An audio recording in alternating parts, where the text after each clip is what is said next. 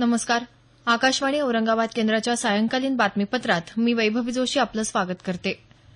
लोकसभा अध्यक्ष सुमित्रा महाजन यांनी आज इम्फाळ इथं पूर्वोत्तर क्षेत्राच्या राष्ट्रमंडळ संसदीय संघाच्या 16व्या संमेलनाचं उद्घाटन केलं. या संमेलनात पूर्वोत्तर राज्यांच्या विकासासंबंधी चर्चा केली जाणार आहे. पूर्वोत्तर राज्यांचे विधानसभा अध्यक्ष, मुख्यमंत्री आणि इतर अधिकारी कर्मचारी यावेळी उपस्थित आहेत. या राज्यांमधल्या लोकप्रतिनिधींनी सकारात्मक चर्चेत भाग घेऊन लोककल्याणकारी योजनांची योग्य पद्धतीनं अंमलबजावणी करण्यावर भर द्यावा, असं महाजन यावेळी म्हणाल्या. आंतरराष्ट्रीय समुद्री न्यायाधिकरणाच्या न्यायाधीशपदी भारताच्या नीरू चड्ढा यांची नियुक्ती करण्यात आली आहे. त्या आंतरराष्ट्रीय कायदेतज्ञ आहेत. संयुक्त राष्ट्रांच्या महत्वाच्या न्यायिक संस्थेत त्यांची नियुक्ती होणं महत्वपूर्ण मानलं जात आहे. परराष्ट्र व्यवहार मंत्री सुषमा स्वराज यांनी चड्ढा यांचं अभिनंदन केलं आहे. या न्यायाधिकरणात नियुक्त झालेल्या त्या पहिल्या भारतीय महिला आहेत. गेल्या 3 वर्षात न्यायालयीन नियुक्त्या जलद गतीनं झाल्या असल्याचं केंद्रीय कायदा मंत्री रविशंकर प्रसाद यांनी म्हटलं आहे. ते आज नवी दिल्ली इथं केंद्र सरकारला 3 वर्ष पूर्ण झाल्यानिमित्त आयोजित वार्ताहर परिषदेत बोलत होते. यावेळी त्यांनी 3 वर्षात मंत्रालयानं केलेल्या कामांचा आढावा घेतला.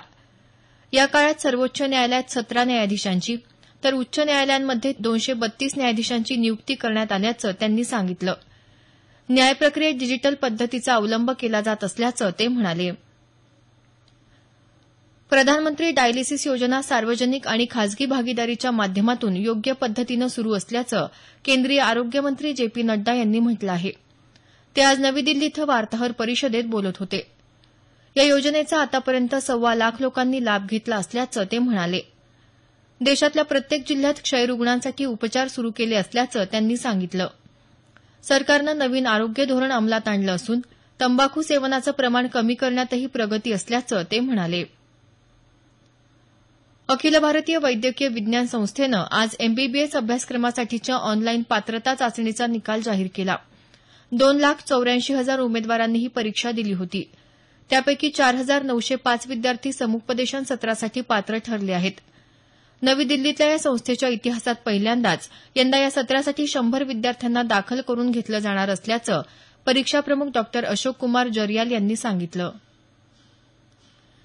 शेतकऱ्यांना संपूर्ण कर्जमाफी मिळेपर्यंत शिवसेना शेतकऱ्यांसोबत राहणार असल्याचं शिवसेना पक्षप्रमुख उद्धव ठाकरे यांनी म्हटलं आहे.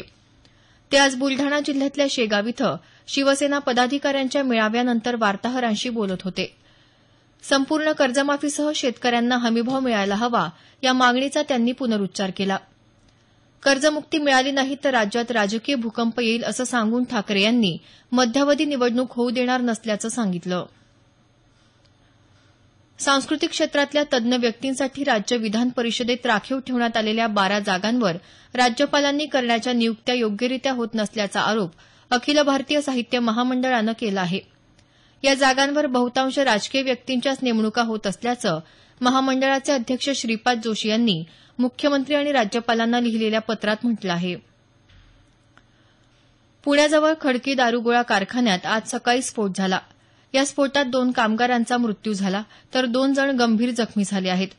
स्फोटाचं कारण अद्याप समजू शकलं नाही. आषाढी वारीसाठी संत श्री तुकाराम महाराज पालखी सोहळा उद्या देहू इथून पंढरपूरकडे जाणार आहे. राज्यभरातून अनेक वारकरी देहूत दाखल झाले आहेत.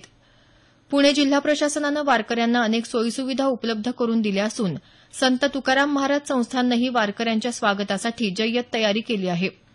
संत श्री ज्ञानेश्वर महाराज पालखी सोहळा शनिवारी आळंदी इथून पंढरपूरकडे प्रस्थान करणार आहे. लंडन इथं सुरू असलेल्या आयसीसी चॅम्पियन्स चषक क्रिकेट स्पर्धेत आज भारत आणि बांगलादेश दरम्यान उपांत्य फेरीचा सामना सुरू आहे. भारतानं नाणेफेक जिंकून प्रथम क्षेत्ररक्षणाचा निर्णय घेतला.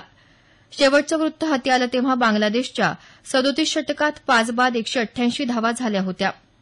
भुवनेश्वर कुमार आणि केदार जाधवनं प्रत्येकी 2 तर रवींद्र जडेजानं 1 बळी घेतला. वस्तू आणि सेवा कर जीएसटी प्रणालीतल्या जाचक अटी शिथिल कराव्या आणि अन्नधान्यावरील जीएसटी कर रद्द करावा या मागणीसाठी चेंबर ऑफ कॉमर्सच्या वतीनं आज राज्यव्यापी बंद पुकारण्यात आला होता. कोल्हापूर चेंबर ऑफ कॉमर्सच्या नेतृत्वाखाली व्यापाऱ्यांच्या 35 संघटना यात सहभागी झाल्या होत्या. या बंदला संमिश्र प्रतिसाद मिळाला.